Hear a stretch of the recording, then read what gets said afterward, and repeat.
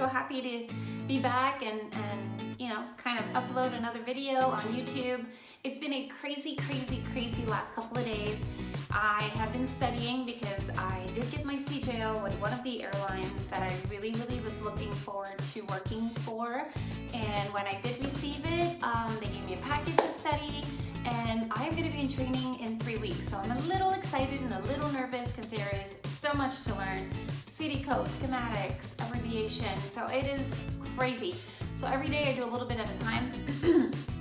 And also I am still interviewing for other airlines because when you do apply, you don't hear back from them right away. So as they get back to you, you just kind of like follow up, you know, with them. You give them a little video interview or a live interview, and you know, you do what it is that they want you to do prior to getting your face-to-face.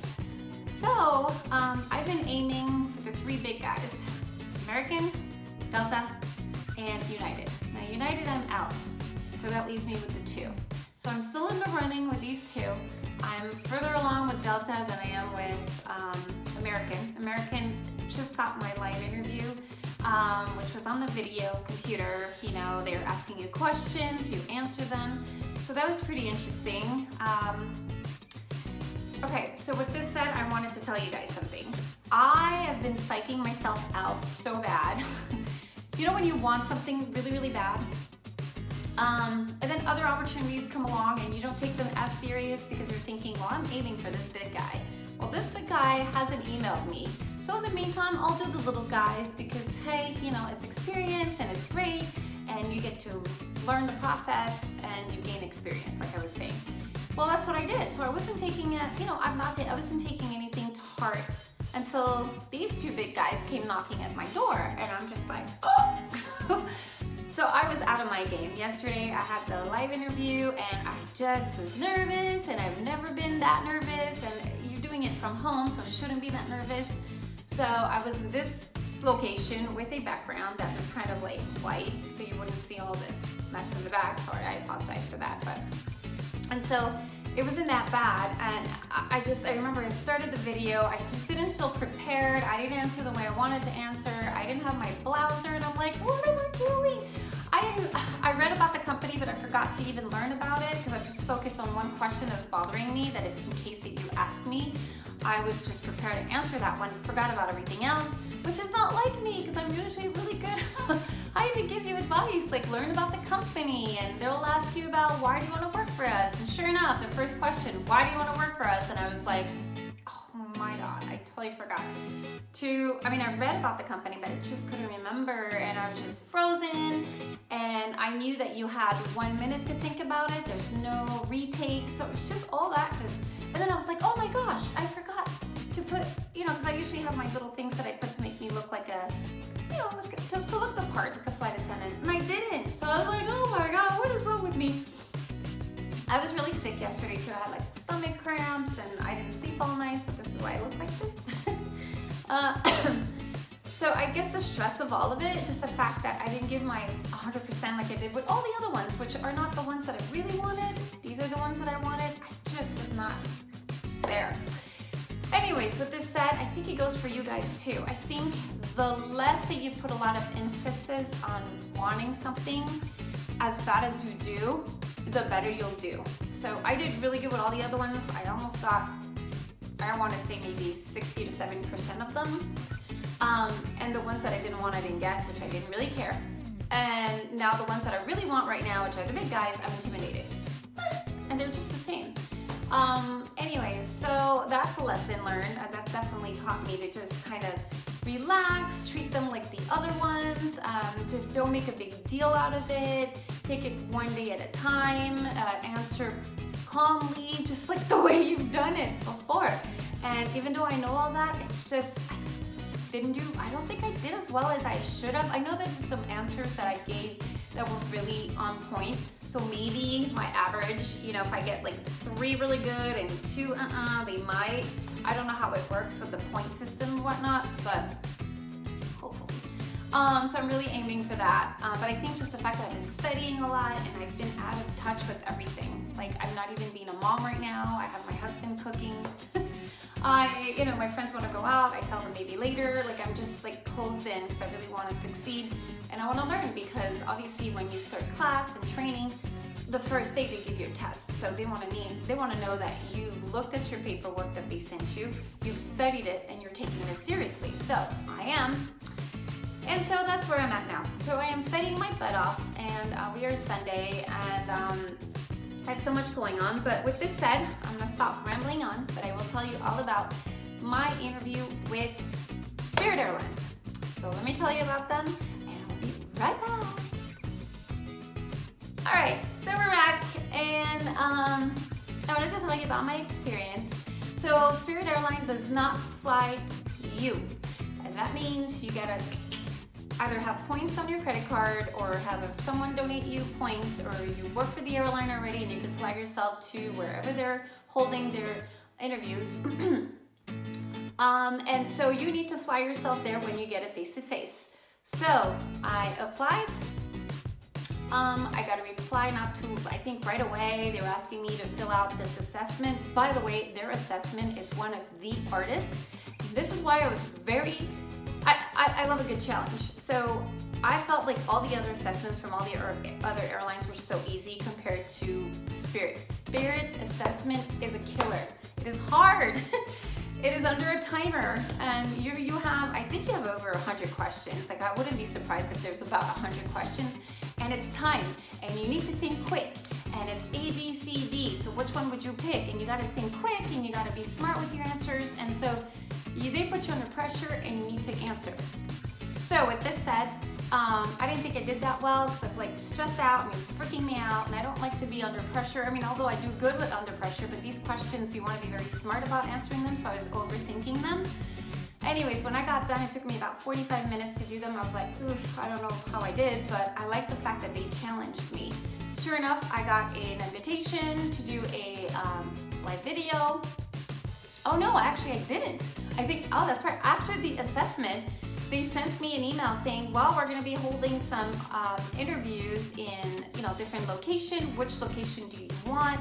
And I said MCO was fine, which is Orlando. So I looked up some tickets. They were pretty expensive, so I had to get my points. I had United Airline points, which I used.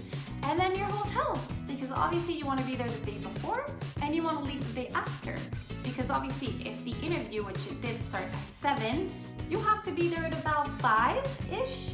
You don't want to fly that day. You're going to be tired. So you fly the day before, you sleep at a hotel. You have the interview in the morning, but you don't know until what time it'll last. So you want to stay there that night because, I remember all my flights were leaving early, so there was no way I was going to make it. So I had to stay another night and then leave in the morning. So I remember telling my husband, I'm leaving for a few days. I'm going to be in Orlando. It'll be nice because I used to live in Fort Lauderdale, so it's like going back home. Pardon me.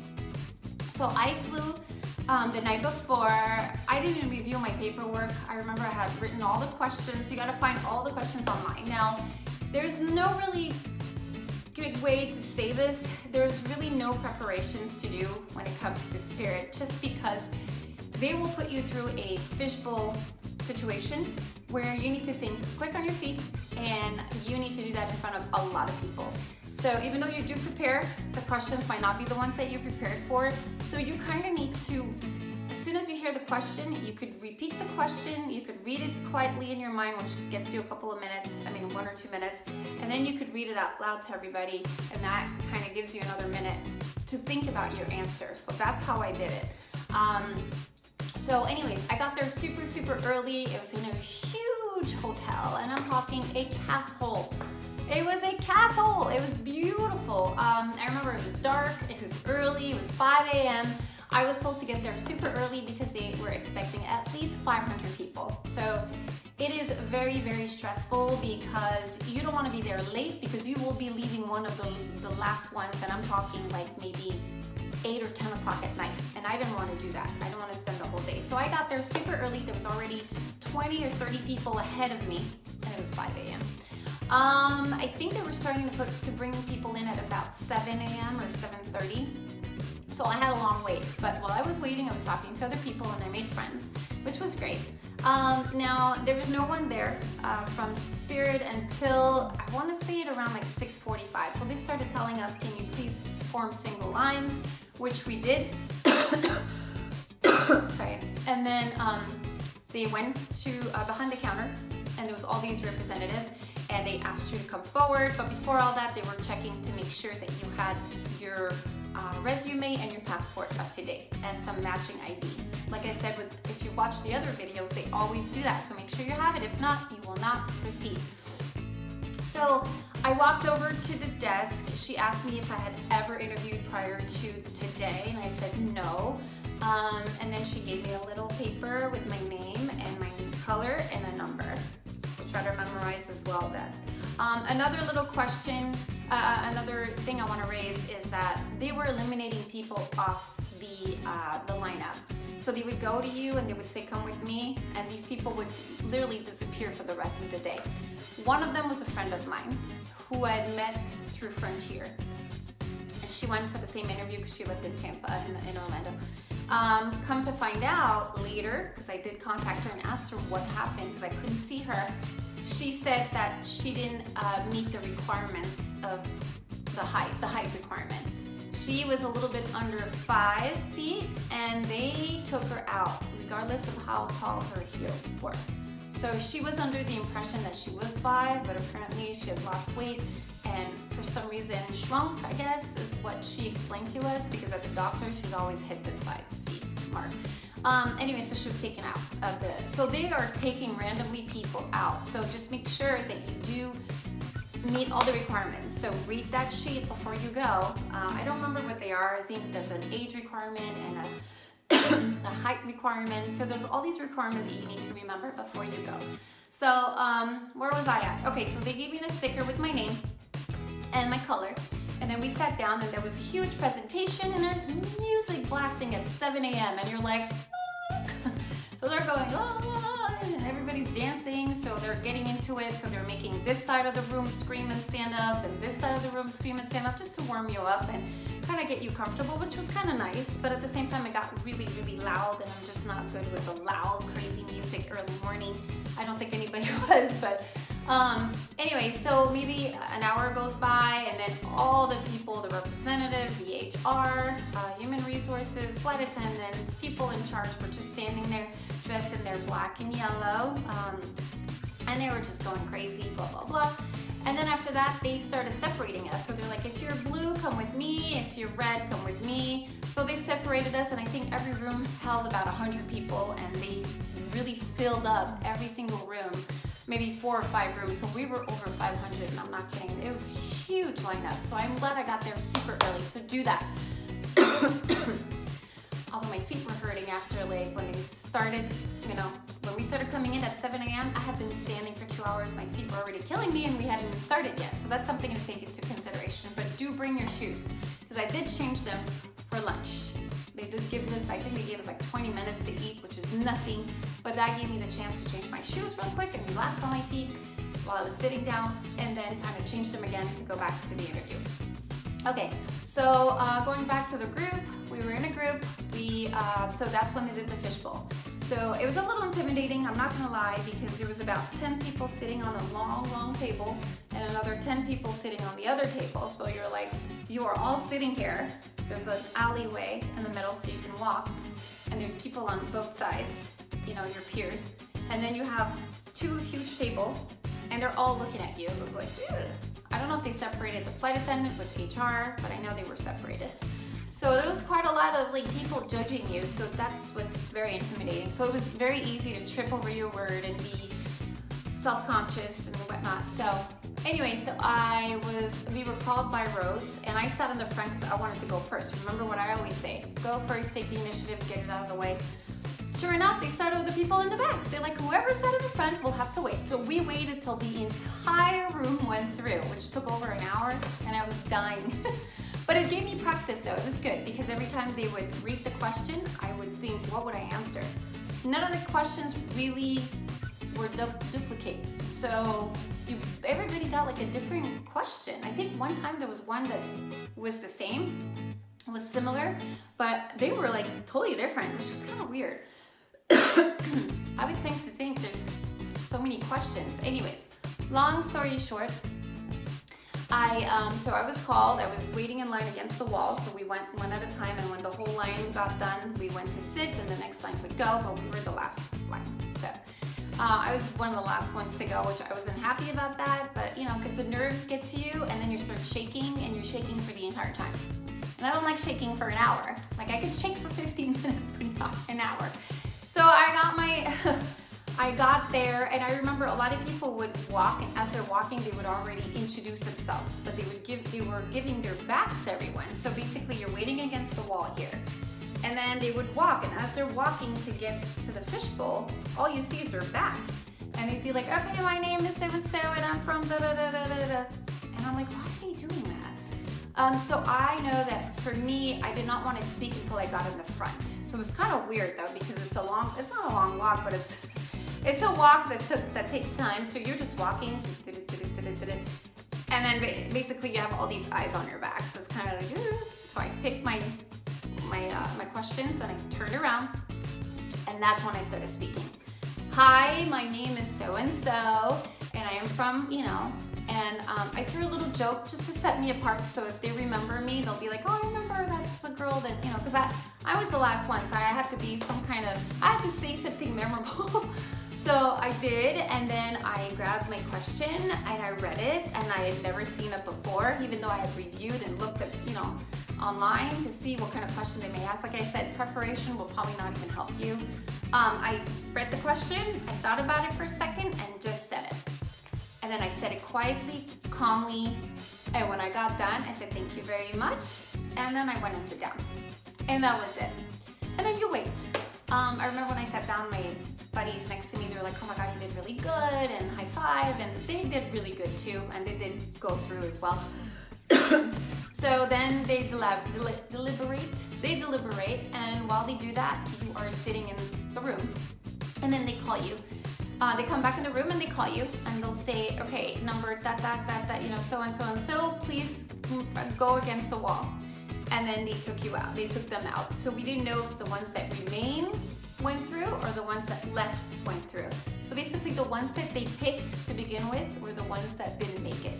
So the ones that remain are the ones that we're gonna get a face-to-face. So we were like, literally the room was almost empty, I'm not kidding.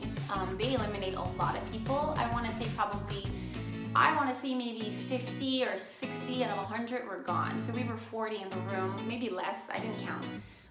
So they were starting. So they were like, okay, I need so I was number 14, which is great because I was 14 in line.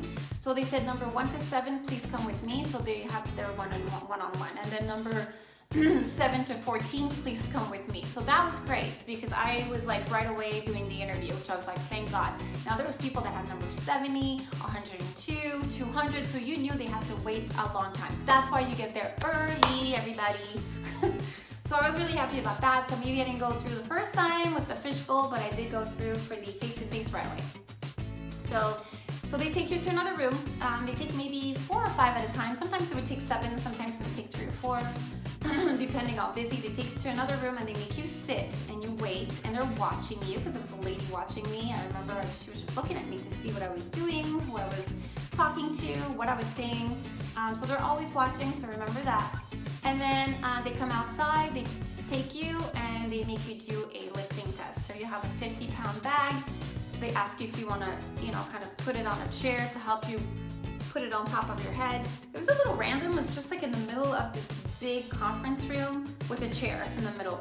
And all these tables around were interviewing different people. My table was at the end on the right. And you just see this chair with the suitcase. So you're walking in, you're like trying to get, you know, an understanding of what's going on, and then you go in the middle and he's like, okay, pick it up. So I just grabbed it, and I remember I couldn't find, you know, the bottom where there's the wheels. I couldn't find a good way to hold it, and I had my nails, maybe they were a little too long.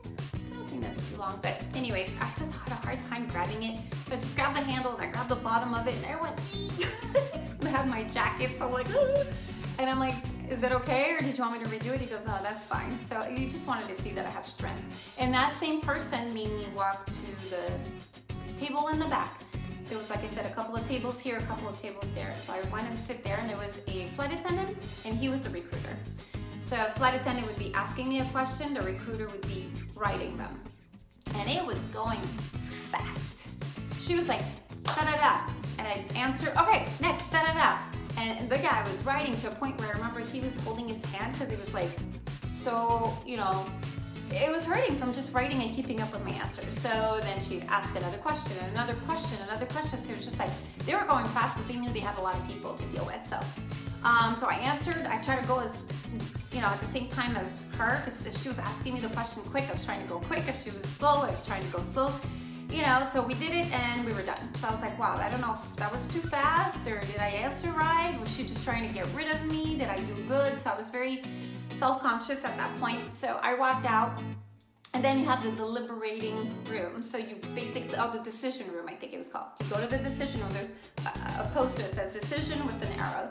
So you go into the decision room and you wait there and you chat, and there's a lady in the front who gets a text from all of the people that you interviewed with, and she'll see, let's say number 14 or 15 is going through, she'll write them down, and then she'll call you. She'll say 14, 15, go in the back please, and that's when she'll walk you out, and I hear that she will tell you whether you got the CJO or not.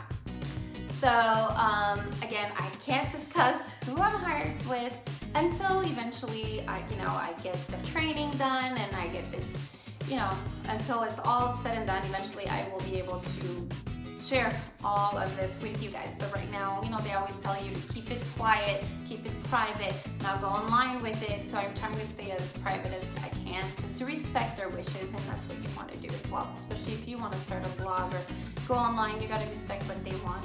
But I like to kind of explain and go over, you know, how the process is as far as interviewing. I think it's fun.